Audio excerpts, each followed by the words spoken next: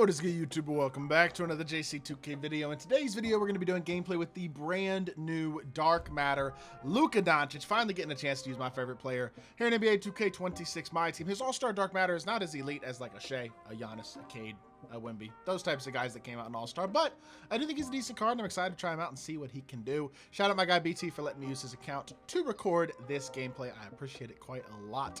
And before we hop into it, if you haven't already, make sure you hit the subscribe button. Help me push towards the 50,000 subscriber mark on the channel. I upload every single day, multiple videos a day. Would really appreciate it if y'all do subscribe. Have been uploading like 10 plus videos a day all week since All-Star break.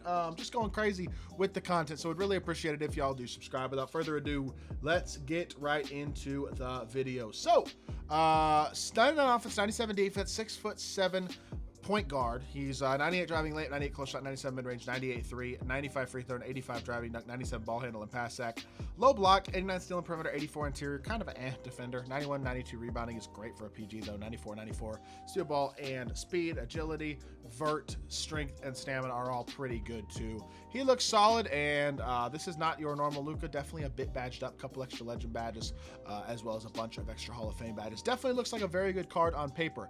At the same time, the honest truth about LUKA is what holds him back is not stats or badges, although the defensive stats could be a bit better. The animations are the thing that holds him back. He's got a great Asta slide, but that's about it. His step back itself is okay, but I wouldn't say it's amazing. His release is honestly a bit underwhelming. It's one of those shots that just like, he's never very good in 2K, even though it's effective in real life. I would love to see 2K actually make LUKA a high-level card before in-game. And it's kind of unfortunate how every single year it feels like he's always kind of mediocre. But when you're comparing this card again to a Cade, a Shea, a Booker, guys like that are the best point guards in the game, the honest truth is he's not as good as any of those guys are. Especially, I mean, he doesn't have the defense of them. He doesn't have the jumpers of them. Honestly, he doesn't have the SIGs of them either. It just realistically, all those guys are a lot better than LUKA is, and it'd be really nice to see him be better in 2K than he is, considering how elite he is in the league. But also, just because I'm a huge LUKA fan, you know what I mean? I'd love to use a high-level LUKA card in my team before April or May. And unfortunately, I don't ever really get that option to do so, because he hasn't been good early game in my team in years and years. So, it is what it is. It's a shame, but nonetheless, I'm excited to try the card. I just wish he was overall a bit better. He's not a freak athlete. He's not an elite defender, and he doesn't have elite animations either. So it is what it is. I'm excited to try him. He's not horrible. He's just not uber special. That being said, let's hop into a game. Let's see what LUKA Don can do. Alrighty, LUKA DONCIC does have the benefit of an unbelievable team around him, including another Mavs legend in Dirk Nowitzki. Of course, I forced a bad shot first possession, though, with LUKA, and that's okay. We also got him in the Mavs jerseys, of course, even though he is no longer a Mav. In my heart, he's still a Mav. Or will be a Mav again one day is probably what I really should say. Fingers crossed anyway. We'll see. How can he compete in a matchup against a clearly solid player, though, who also has a very good card in Zach LaVine at the point guard position? I will say LUKA's crossover is really nice, his full court crossover.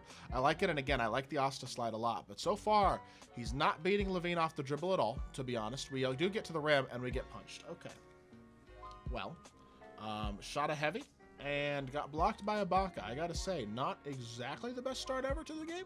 This guy does seem like a decent player, but also like, I need a little more out of you, Luke. I'm not gonna lie. There we go. Midi pull up is knocked down. That's a good first shot to make. And let's see if we can get in our groove, man. This guy clearly knows what he is doing. He's got a good team, and he is clearly a solid player as well.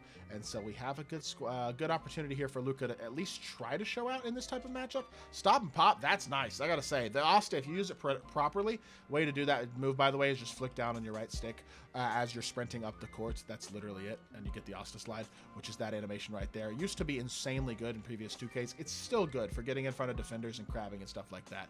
And it's definitely a nice animation. Right there, he just got beat off the dribble pretty bad by LaVine. We honestly get kind of saved, and then that goes in somehow, because Yao Ming apparently, even despite the fact he's 7'6" with 99 speed, not only does he get ran around, but he doesn't block that shot. So, whatever. I guess it is what it is. Throw our slip at Tom Dribbler's face. Pass fake to reset. He's trying to bait this pass, but I'm just going to dribble it to LUKA so that doesn't get stolen as easily. Slip the screen here, and this dude... Wow, LaVine gets a paint stop on that. This dude just switching every single screen, which, to be fair, is not a bad strategy overall. Good D. Look at Yao. Just tips it to LUKA. That works out absolutely perfectly. We come off of the screen here. Stop. Attack the rim now. Getting inside. Easy standing duck. LUKA DONCIC. 7 points on 3 of 5 so far. Could be a lot worse to start off this game. Let's play some defense here. Get to the corner on Chambers because we know he's probably going to try to go back to Tom Chambers here in a second once other stuff doesn't work. Good defense. That's not bad at all. Even though we didn't actually wind up with a stop there, that is solid defense.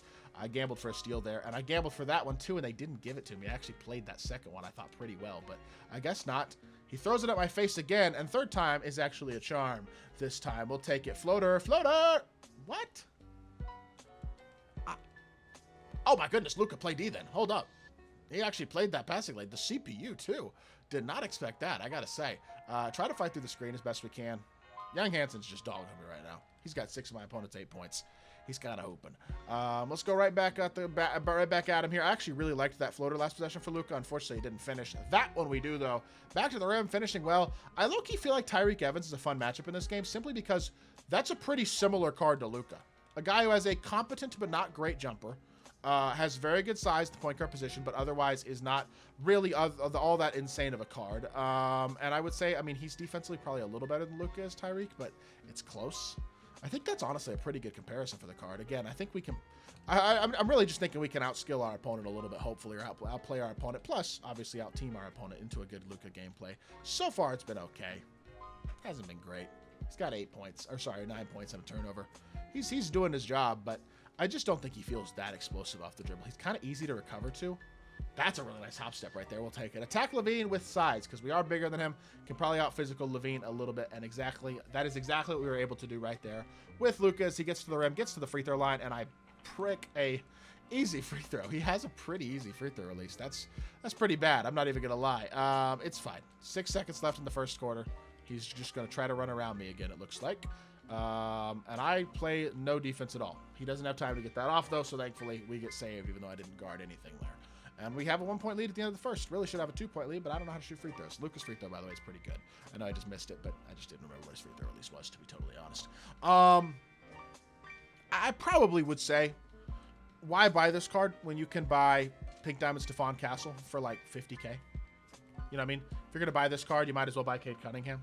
You might as well buy Opal Shai Gilgeous-Alexander, who's obviously a little more expensive, but is definitely better. You might as well go for Zach LaVine if you have the pieces, or maybe have already gone for Zach LaVine. Like, I'm not saying he's bad, but I'm just saying price-wise, I don't see the justification as of right now. He does have a size advantage on LaVine, I guess. That's a positive. And LaVine goes right by us and dunks the ball there. I low-key thought he was going to drag back there, and I tried to predict the drag back, and he just ran right past me because he did not drag back. So good defense, I guess, or good offense by him. Reject the screen again, attack the rim, out to our popper, catch and shoot, easy midi, good pass. He's overplaying Luka now. And you know what? 13 points is not bad. 13 points and 1 assist. Like, again, this card is usably solid. I think I had him in C tier on my point guards tier list. That probably was a little low. I think he's probably a B tier card. The player build is really nice. The SIGs obviously are underwhelming, but he's not exactly, I mean, he's not a bad card by any means. That's great D right there from Dirk Nowitzki. 1, 2, catch, drag back here. That could have easily been a bump steal, but that's fine. We reset the offense here. He's been fine. I don't mind it. He's got a good player build. Allows me to do something like this, where we can potentially just slip our screen early and slip behind, get a standing dunk. Exactly like that. Perfect. Good job. Luka finishes at the rim. He's starting to get gassed, but overall, I like this card. I think he's good. I think he's a usable, solid PG option. If you're a huge Luka fan like me and you want to pick up Luka, I totally get it. That being said, for me, I'm also too competitive and I don't like to lose. And I don't think Luka gives me the best chance of winning.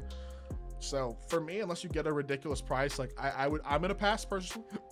Excuse me, I can't speak. Personally, I'm going to pass. But at the end of the day, I'm not saying he's bad. I'm just not unbelievably impressed either. You know what I mean? Just needs better animations to really be elite. We're kind of attacking Zach LaVine's lack of size a bit here. We've had at least 3 or 4 buckets this game that have been enabled, I guess, by that. Oh my gosh, Yao. Yao just does some of the glitchiest things you will ever see a card do, and that's a pull-up midi. Luka Don. You can pause me all you want. That's 19 points on 9 of 12, 1 assist, 1 of 2 from 3, where the card is really not that insane. Pause me all you want, but he's the reason I'm winning. I hope y'all did enjoy the video. If you did, make sure you hit that like button, leave a comment, and subscribe.